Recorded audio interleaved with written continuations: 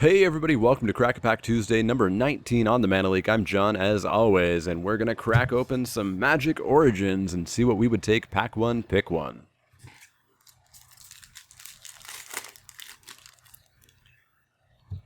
Up first, we've got ourselves a Dark Dabbling, 2 and a black instant, regenerate target creature and draw a card. If you have Spell Mastery turned on, then you regenerate all your creatures. I've not really seen this used to much effect.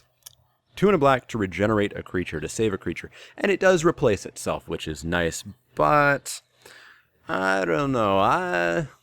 Necrobite was nice. It did basically this. It didn't draw a card, but it gave your creature Death Touch, so it was killing whatever was trying to kill it, assuming it was dying in combat. This saves creatures from removal spells pretty darn well. If you're going to trade in combat, it saves your creature, but it's not going to do anything if you're not trading. And there is the potential for blowout, of course, if your opponent kills the creature in response to this being cast and you were hoping to save your team is not going to get saved. Yeah, I'm out on this card for the time being. I don't super like it. I don't really want to include it as a card in my deck. I'd prefer to have a removal spell. I'd prefer to have a threat. I'd prefer to have most other things than this. So I'm a little bit out on Dark Dabbling.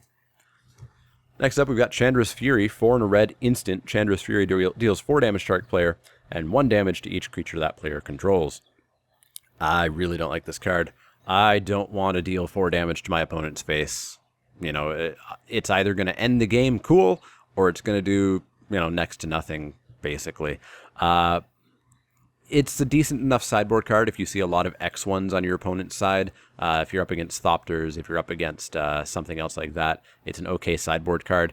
Even still, it's not great. I never really sided in Electrickery, and, this is a very expensive Electrickery. Yeah, I don't really like Chandra's Fury. I'll pick it up if it's the only red card in the pack and I'm in red, but I would never main deck it. Next up, we've got Charging Griffin, 3 and a white for a Griffin, 2/2, flying, and when it attacks, it's a 3/3. It gets +1/+1 till end of turn. So a 3/3 flyer for 4 is, totally fine. Totally fine. It's not a 3/3 on defense. It's not a 3/3 when it's getting hit by whatever the shock is called, Fiery Impulse? Yeah, Fiery Impulse. But it's a 3/3 when it's attacking, and, that's the deck you want it in, the deck that is white and is going to be attacking a whole bunch. I'm pretty happy to pick up one of these and put one in most of my white decks if I'm being even slightly aggressive. I'm not excited by it. It's, kind of a 19th card, but a fine card, just not a first pick. Next up, we've got Macabre Waltz, 1 and a black for sorcery. Return up to 2 target creature cards from your graveyard to your hand, then discard a card. It's a fine card. I'm often really unimpressed by these return a creature from your graveyard to your hand cards. They often just don't feel good enough to me. The fact that you get 2 is pretty nice. The fact that you can discard a card to potentially turn on Spell Mastery, but I hate the idea of turning on Spell Mastery by throwing a spell away as opposed to actually using it. I probably put the spell in my deck because I wanted to use it. I don't really want to throw it away. Generally, I'm going to throw away a land off this. It's an okay card. I feel like it's a 23rd card for me. I just don't value this effect all that highly. So, Macabre Waltz, nowhere near first pick. Next up, we've got Nivix Barrier, 3 and a blue for a wall. It's an 0/4. It's got Flash. It's got Defender, of course. It's a wall. And when Nivix Barrier enters the battlefield, target attacking creature gets -4, -0 until end of turn. So it's an 0/4 wall that you can flash in and surprise, block something, and surprise, blank another creature's attack. That's okay, but then you're just left with an 0/4 wall that, doesn't do anything else for the rest of the game except maybe block. And I don't like playing walls. I don't like playing walls unless they do something awesome. I'll play Mnemonic Wall because I get a spell back. I don't want to play a wall that just basically lets me live an extra turn. That's too close to a fog for me. Maybe as a 23rd card I might play this, but otherwise I'm out on Nivix Barrier. Next up, we've got Elvish Visionary, 1 and a green for a 1/1 elf, very important. When Elvish Visionary enters the battlefield, draw a card. These guys are fine, but do not go overboard. I see a lot of people hear about how this card's good, and so they draft 4 of them, 5 of them. It's good, but you don't want a lot of 1/1s for 2. You want one of these, maybe 2 of these. If you're in the elf deck, I even still would not terribly want a third one of these. It's just a fine card to have in your 2-drop slot to get an extra card to keep you, with a handful of gas. But you don't want to load up on these guys. They're not a first pick, and they're not a card that you take the 5th copy of. They're not a card that you really take the 3rd copy of. So, temper your understanding of why this is a good card. But Elvish Visionary, not our first pick. Might of the Masses, a single green for an instant. Target creature gets +1/+1 until end of turn for each creature you control. Everybody loves to think about how often this is going to be +6/+6 for 1 mana. That's super rare. I've almost always seen this used as +1/+1 to save a creature from dying from a burn spell or something like that.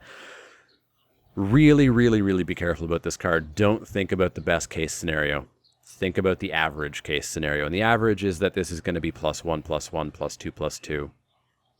Maybe +3/+3, maybe a giant growth, but not super often. So Might of the Masses, I'll play one, but I'm not super excited about this. I would have to have just a crazy number of creatures that I would reliably get out to think about valuing this much higher.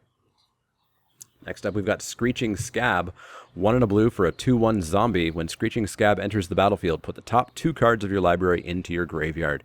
This helps you fuel the other Scab, Scab Goliath, by getting creatures into your graveyard. And that's about it. It helps you fuel Spell Mastery, but as I said with Macabre Waltz, I don't want to fuel Spell Mastery by throwing away spells. I put spells in my deck to play them. And I put a small number of spells in my deck, instants and sorceries, because I only want to play the best, and I don't want to just throw away the best one. Don't play this guy to enable Spell Mastery. Play this guy to enable Scab Goliath if you have it. If you don't, there's very little reason to play this unless you're some sort of hyper-aggressive blue deck. Next up, we've got Leaf Gilder. 1 and a green for an Elf Druid 2/1 that you tap to give yourself a green mana. Totally fine. We first picked this a couple weeks ago, I think. It's first pickable if you have a weak pack, because it's just that good. It's what we get for mana dorks these days. We don't often get 1/1s for 1 that tap for mana. We get 2/1s for 2 that tap for mana, and they're just as good. Well, they're worse, obviously, but they're just as a high pick in draft. So Leaf Gilder, we've talked about it to death. Totally first pickable if it's a weak pack. Let's hope this isn't a weak pack, though. It's not a good sign to say that and then see Guardians of Meletis afterwards. 3 mana for an 0/6 defender. People love this card. New players love this card because they say, wow, nothing's going to attack through this. Except for flyers, and except for every other creature beyond the first one that you block. This doesn't do anything. This saves you a couple of turns, but it doesn't do anything. I hate this card. I hate playing against it because, yeah, it's a little bit annoying. When I've got just one creature down, it's annoying to see this on the other side of the board. But almost inevitably, I'm just going to widen my board or go above this thing, and it's not going to do anything other than have annoyed me at the start of the game. Yeah, don't play this card. It's not good.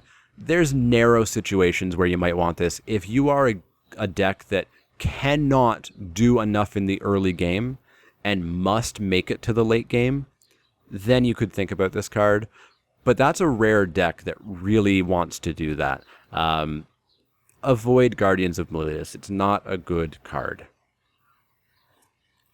Next up, we've got Brawler's Plate. We're on to the uncommons. 3 mana artifact equipment. Equipped creature gets +2/+2 and has trample, and equip cost is 4. Way too expensive for +2/+2. +2/+2 on a piece of equipment, that's cool. I don't want to pay 4 mana for this. You want to have cheap equip costs for equipment to be really good, because you want to be able to put this on a creature, attack with it, and then move it to another creature. That's going to cost a lot of mana. That might cost 8 mana for you to do on your turn, and that's just far, far, far, far, far too much for me to want to play this. Good equipment is really hard to come by in Limited, and this is just not good equipment. Next up, we've got Blazing Hellhound. 2 black-red for an Elemental Hound. It's a 4/3. You can pay 1 mana and sack another creature, so you can't sack itself. Blazing Hellhound deals 1 damage to target creature or player. This is an enabler for the black-red sacrifice deck, the deck that you play Active Treason in and steal their creature, or Enthralling Victor. You steal it, you attack with it. If they don't kill it on the attack, then you pay a mana and blow it up and deal something of damage, maybe kill something else, maybe just hit your opponent. Yeah, this is a fine card if you're already in black-red, and if you're not in black-red, I wouldn't take this just to go into black-red. Next up, we've got Eyeblight Massacre. 2 black for a sorcery. Non-elf creatures get -2/-2 until end of turn. It's Bioblight. It costs 1 more, but it doesn't hit your team if you draft appropriately, if you draft black-green elves. Yeah, this is powerful. This hits a lot of things in this format. You know, a lot of things in the early game, even up to the mid-game, have 2 toughness or even 1 toughness, and this can just be a total blowout, especially if you're black-green elves. I'm very happy to take this as one of the reasons to go into black-green elves. Yeah, Eyeblight Massacre. I like it a lot. Our rare is Harbinger of the Tides. Blue for a Merfolk Wizard 2/2, and you can cast it as though it had flash if you pay 2 blue instead of just blue. When it enters the battlefield, you may return target tapped creature an opponent controls to its owner's hand. So you get to bounce an attacker or a creature that has attacked, or if you happen to be blue-white, you could tap or return something that you tapped. If they tapped it for some reason, you can return it. Lots of reasons that you could use this, but generally you're going to use it to tap something that, or bounce something that's attacking you.